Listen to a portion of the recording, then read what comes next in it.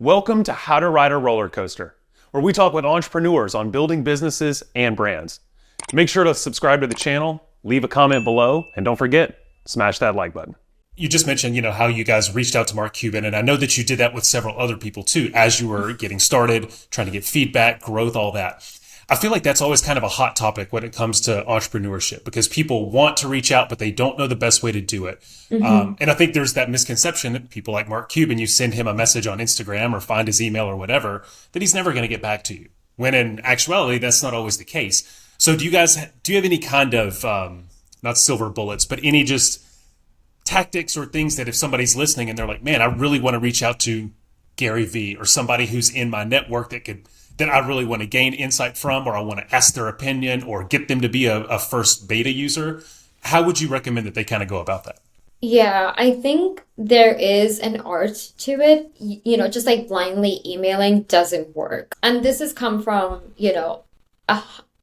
thousands of cold emails that we've done, over the years. So I'll just start off with the first batch of cold emails that we had sent out, which was for Benefactory. This was sort of, in a way, there was some selfish gain for the celebrities to get out of this in a way. So it was a little different. So we had done a lot of research in terms of like which celebrities were passionate about which causes. So number one, do your research. Is this person even, a right fit for you? We got access to a database.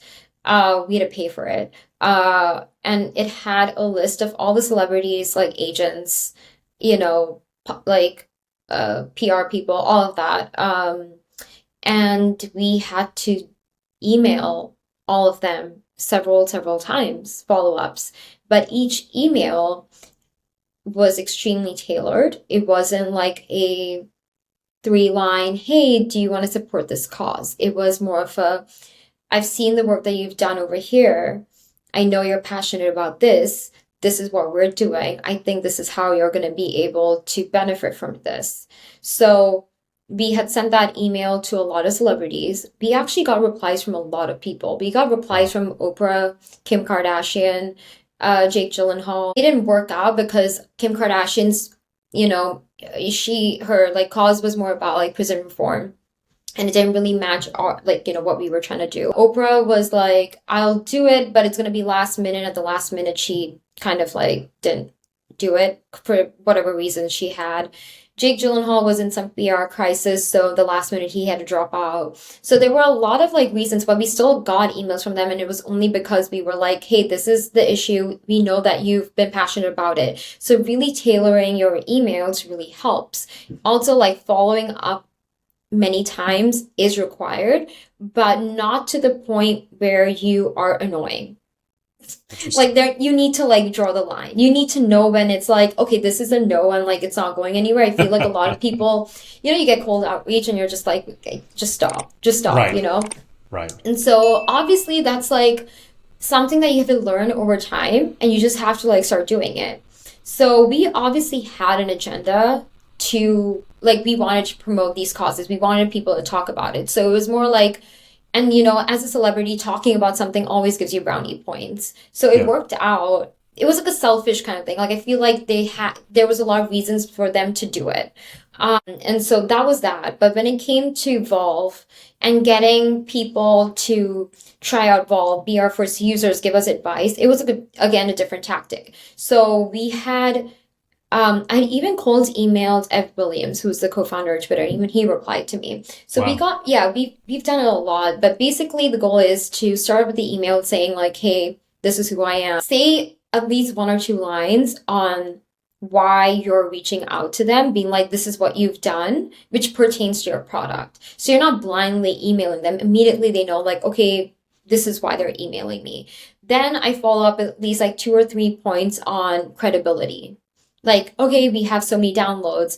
This is what we've done in the past. This is, how much we've grown. Something to show that you're not just emailing them to pick their brain, because no one wants that email.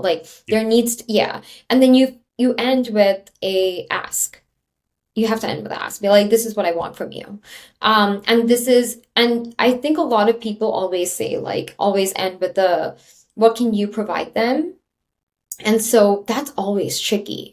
that's always tricky because when you're so small, like what can you provide like Mark Cuban?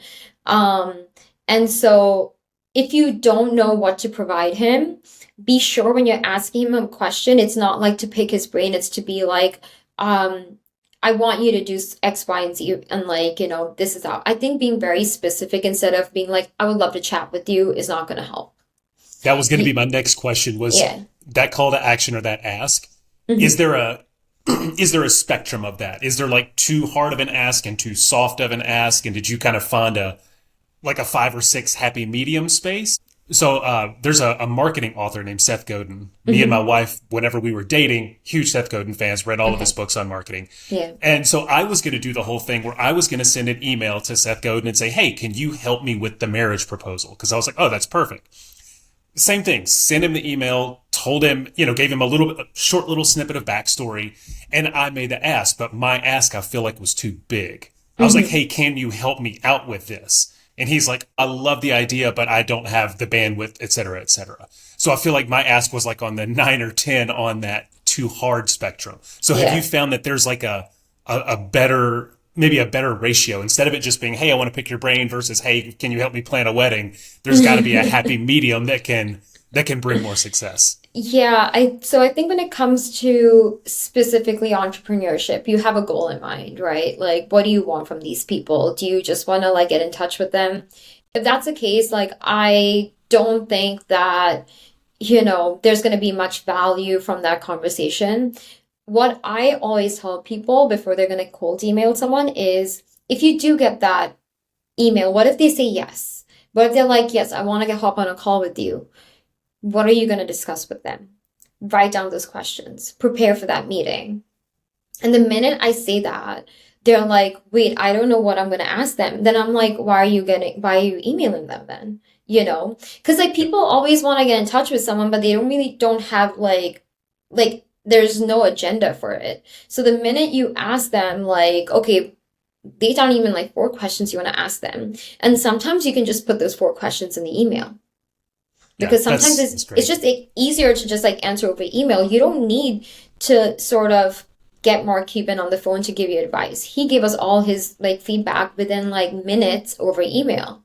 Thanks for watching. Be sure to leave a comment below and don't forget, hit that subscribe button. Until next time.